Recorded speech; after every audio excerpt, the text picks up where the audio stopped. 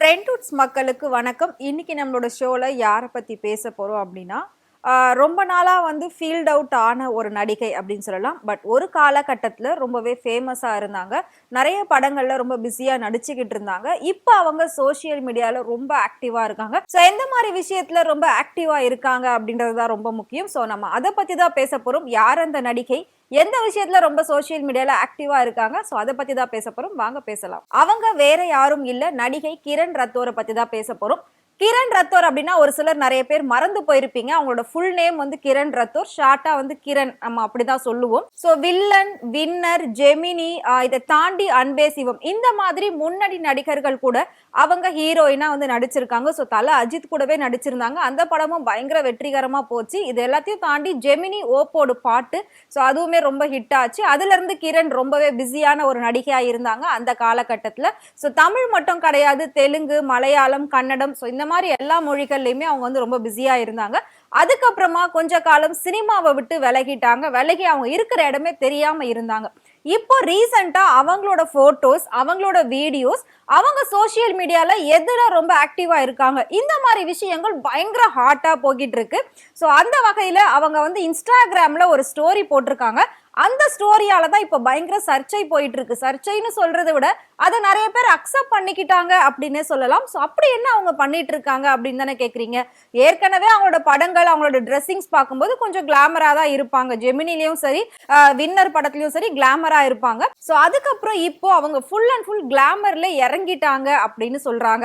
ஏன் அப்படின்னா, எந்த விஷயத்துக்கு மக்கள் கிட்ட அதிகமான வரவேற்பு இருக்கு, எதை தொட்டா நமக்கு அது பணமாகும் அப்படின்றத அவங்க கெஸ் பண்ணியிருக்காங்க. ஸோ அப்படி அவங்க கெஸ் பண்ணி பல்ஸ் பார்த்து தான் இந்த கிளாமர் அப்படிங்கிற ஒரு விஷயம் தான் இப்போ ரொம்பவே ஹாட்டா போய்கிட்டு இருக்கு. இதை தொட்டோம்னா நமக்கு இதை அப்படியே பணமா மாத்தலாம் அப்படின்னு யோசிச்சு ஸோ அவங்க கிளாமரான வீடியோஸ் நிறைய போட்டிருக்காங்க. இதுல அவங்க இன்ஸ்டாகிராம்ல இருக்காங்க. இன்ஸ்டாகிராம்ல மட்டும் அவங்களோட போஸ்ட் எல்லாம் பாத்தீங்க அப்படின்னா பயங்கர கிளாமரா இருக்கும். அதாவது ஓப்பன் டாக் அப்படின்னு நம்ம ஒரு விஷயம் சொல்லுவோம், வெளிப்படையா பேசுறது அப்படின்னு சொல்லுவோம். அதே மாதிரி அவங்க ஓப்பன் கிளாமர் அப்படின்னு சொல்லலாம், வெளிப்படையா காட்டுறது. ஸோ அந்த அளவுக்கு அவங்க வந்து போஸ்ட் எல்லாம் இன்ஸ்டாகிராம்ல போட்டிருப்பாங்க. ஸோ இன்ஸ்டாகிராம்ல மட்டுமே அவங்களோட ஃபாலோவர்ஸை பார்த்தீங்கன்னா 3.5 மில்லியன் ஃபாலோவர்ஸ் அவங்கள ஃபாலோ பண்ணிட்டு இருக்காங்க. இதையே வந்துட்டு பிளஸ்ஸா எடுத்துக்கிட்டு நிறைய கிளாமரான வீடியோஸ், போட்டோஸ் எல்லாம் அவங்க போட்டுக்கிட்டு இருக்காங்க. இதுல சம்பாதிக்கணும் அப்படின்னு அவங்க முடிவு எடுத்துட்டாங்க. அப்படி இருக்கும்போது இந்த கண்டென்ட் எல்லாம் அவங்க ஃபர்ஸ்ட் எப்படி போடுறாங்க, எப்படி ஸ்டார்ட் பண்றாங்க அப்படின்னு பாத்தீங்கன்னா, சோ அதாவது 18+ இவங்க மட்டும் தான் என்னோட போட்டோஸ், வீடியோஸ் எல்லாமே என்னால பார்க்க முடியும். சோ இதை தவிர்த்து மத்தவங்க இதை பார்க்க கூடாது, பார்க்க முடியாது அப்படின்ற மாதிரி சொல்லியிருக்காங்க. சோ அவங்க இன்ஸ்டாகிராம் ஸ்டோரியில என்ன வச்சிருந்தாங்க அப்படின்னு பாத்தீங்கன்னா, ரீசெண்டா ஒரு ஸ்டோரி போட்டிருக்காங்க.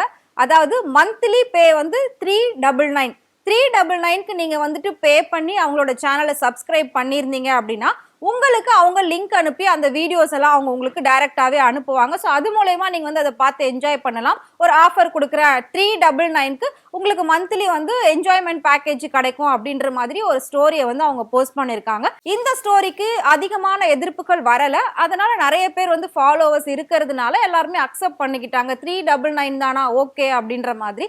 ஸோ நீங்க வந்துட்டு டைரக்டா நீங்க பே பண்ணீங்க அப்படின்னா நீங்க இது 1 மந்த் ஃபுல்லாவே என்ஜாய் பண்ணலாம். ஸோ அந்த மாதிரி வீடியோஸ் வந்து நான் உங்களுக்கு அனுப்புறேன் அப்படின்ற மாதிரி அவங்க ஒரு ஷார்ட்டா வந்து ஒரு ஸ்டோரி வச்சிருக்காங்க. அது மட்டும் இல்லாம டெலிகிராமும் யூஸ் பண்ணிட்டு இருக்காங்க. டெலிகிராம்லயும் லிங்க் சென்ட் பண்ணிட்டு இருக்காங்க. அதுலயும் நிறைய வீடியோஸ் எல்லாம் போறதா சொல்லியிருக்காங்க. ஸோ அதுல வந்துட்டு 50,000 ஃபாலோவர்ஸ் அவங்களுக்கு இருக்காங்க. ஸோ இன்ஸ்டாகிராம் அண்ட் டெலிகிராம் இது ரெண்டுத்துலயும் அவங்க வந்துட்டு ஸோ ஓப்பனா சொல்லணும் அப்படின்னா ஹாட் வீடியோஸ் எல்லாமே வந்துட்டு அவங்க சென்ட் பண்ணுவாங்களாம் 399க்கு பர் மந்த். இந்த விஷயம் அவங்களோட ரசிகர்களையும் சரி, பொதுமக்களையும் சரி ஒரு பெரிய அதிர்ச்சியில ஆழ்த்தி இருக்கு அப்படின்னு சொல்லலாம்.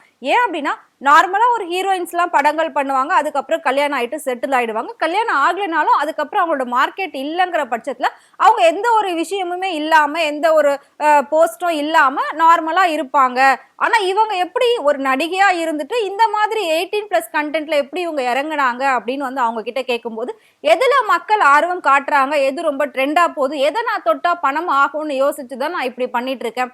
மக்கள் இதை ஏத்துக்கிறாங்க அப்படின்றப்போ நான் இதை கொடுக்கறதுல என்ன தப்பு அப்படின்ற மாதிரி அவங்களே கேட்டிருக்காங்க. சோ இது மட்டும் இல்லாம பிக் பாஸ்ல பாத்தீங்கன்னா தெலுங்குல அவங்க கலந்துகிட்டு இருக்காங்க. கலந்துகிட்ட ஒரு வாரத்திலே வெளியேற்றப்பட்டிருக்காங்க. இதுவுமே அந்த மக்கள் கிட்ட வந்து ரொம்ப ஒரு டிசப்பாயிண்டிங்கா இருந்தது கிரணை பொறுத்த வரைக்கும். இவ்ளோ அளவுக்கு ஒரு ஹீரோயின் வந்து கிளாமரா இறங்க முடியுமா, இவ்ளோ ஓப்பன் டாக்கா எல்லா விஷயத்தையும் சொல்ல முடியுமா, பேச முடியுமா, டைரக்டா செய்ய முடியுமா அப்படின்னு பல பேர் வந்து கேள்விகள் எழுப்பிக்கிட்டு இருக்காங்க. சோ அவங்கள பாக்குற எல்லாருமே என்ன கிரண் இவ்ளோ அளவுக்கு வந்துட்டு கீழ்த்தரமா இறங்கிட்டாங்க அப்படின்னு வந்து கேள்விகள் கேட்டுக்கிட்டு இருக்காங்க. இப்போ அதாவது ஓப்பனா சொல்லணும் அப்படின்னா பல்லான படங்கள்ல புகழ்பெற்ற நடிகையா வந்துட்டு கிரண் இருந்துகிட்டு இருக்காங்க. இந்த மாதிரி படங்கள் தான் எல்லாரும் விரும்புறதாவும் அவங்க சொல்லியிருக்காங்க. சோ இது எந்த அளவுக்கு உண்மை அப்படின்றது எனக்கு தெரியல. சோ ஓப்பனா சொல்லணும் அப்படின்னா பல்லான படங்கள்ல இந்த மாதிரி ஒரு நடிகை இறங்கி இருக்கிறது பல பேரை ஆச்சரியத்துல ஆழ்த்திருக்கு அப்படின்னு தான் சொல்லணும். சோ இது மட்டும் இல்லாம இந்த மாதிரி வீடியோஸ்ல ரொம்ப புகழ்பெற்ற ஒரு நடிகையா இவங்க வந்து இப்ப வலம் வந்துகிட்டு இருக்காங்க. சோ கிரணை பொறுத்த வரைக்கும் ரொம்ப வருடங்களா சினிமாவை விட்டு விலகி வேற ஏதோ பண்ணிட்டு இருக்காங்க அப்படின்னு பார்த்தோம்னா அவங்க இதைதான் பண்ணிக்கிட்டு இருக்காங்க.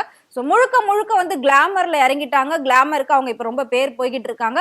நார்மலா நீங்க வந்து கிரண் அப்படின்னு டைப் பண்ணாலே அவங்களோட இன்ஸ்டாகிராம் ஐடி ஓபன் ஆகுது. அந்த ஐடி வந்து பப்ளிக்ல தான் இருக்கு. அதை போய் பார்க்கும்போது அவ்வளோ ஒரு கிளாமரான போஸ்ட் போட்டிருக்காங்க. ஆனா அதுக்கு தான் அதிகமான ஃபாலோவர்ஸ் வந்துகிட்டு இருக்காங்க. சோ இதுதான் வந்துட்டு இப்போ கிரணோட சுச்சுவேஷனா இருக்கு. அவங்க இந்த மாதிரி விஷயம் தான் பண்ணிட்டு இருக்காங்க. சோ இதுதான் வந்துட்டு இப்போ கிரண் பத்தின ஒரு அப்டேட் நமக்கு வந்திருக்கு. சோ நான் சொன்ன இந்த இன்ஃபர்மேஷனை பத்தி நீங்க என்ன நினைக்கிறீங்க? மறக்காம கமெண்ட் பாக்ஸ்ல கமெண்ட் பண்ணுங்க.